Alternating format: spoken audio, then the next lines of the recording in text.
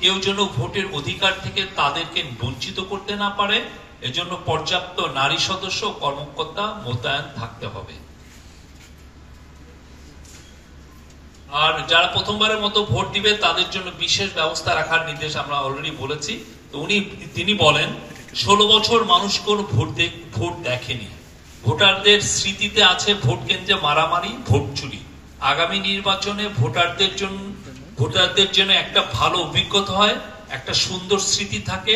প্রথম ভোট যারা দিবে এটা তাদের জন্য গৌরবের, সেজন্য ভালো অনুভব করে এবং সেখানে কোনো অনিয়ম দেখা গেলে যাতে তাৎক্ষণিকভাবে ব্যবস্থা নিতে পারে।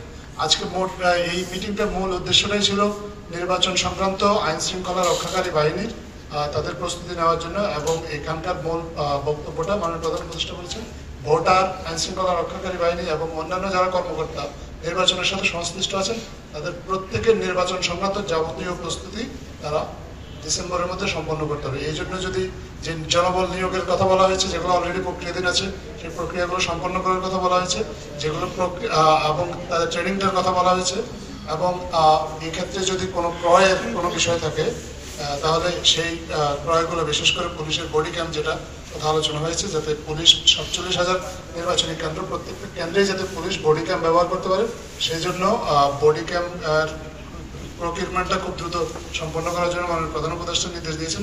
সেখানে স্বরাষ্ট্র উপদেষ্টা ছিলেন, উনি আজকে বলেছেন যে তাদের কাছে যেসব বডি ক্যাম্প আছে অলরেডি, ইতিমধ্যে 2000 বডি ক্যাম্প স্বরাষ্ট্র মন্ত্রণালয়ের কাছে আছে, এগুলো এই আগামী সপ্তাহ থেকে ওনারা কমিশনিং শুরু করে দেবে বিভিন্ন থানাতে। আরেকটা বিষয় আলোচিত হয়েছে যে থানায় যারা পুলিশ যারা দায়িত্ব পালন করবে, এক থানার পুলিশকে অন্য থানায় দায়িত্ব দিয়ে দেখা যেতে পারে কিনা, যাতে করে তারা কোনোভাবেই নির্বাচন প্রক্রিয়াটাকে কেউ তাদের দ্বারা প্রভাবিত করতে না পারে। এটাও আজকে সবাই আলোচিত হয়েছে। আজকে সবাই কোনো সিদ্ধান্ত হয়নি, মূলত মাননীয় প্রধান উপদেষ্টা এই নির্দেশনাগুলো দিয়েছেন। ওনার নির্দেশনার আলোকে পরবর্তীতে সংশ্লিষ্ট সরকারি দপ্তরগুলো এই প্রয়োজনীয় সিদ্ধান্তগুলো বাস্তবায়ন করবে।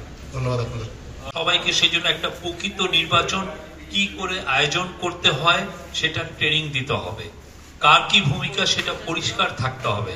দরকার হলে রিহার্সাল নির্বাচন করতে হবে যাতে অনুশীলন হয়। উনি আরো বলেছেন যে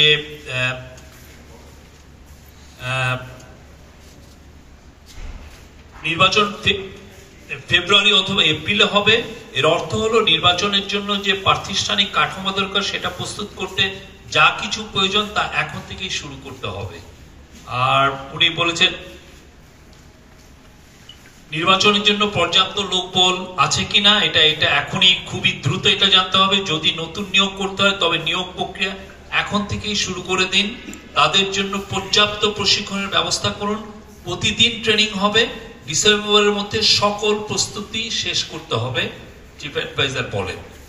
আরো উনি বলেছেন আগে যে এটা তো আমি বললামই, উনি বলেছেন যে টেলিভিশন, সোশ্যাল মিডিয়া মানে ভোটারদের জন্য নির্বাচনের নিয়ম বর্ণনা ভিডিও কন্টেন্ট উনি তৈরি করতে বলেছেন, যাতে ভোটাররা খুব পুরো তাদের প্রশিক্ষিত হতে পারে।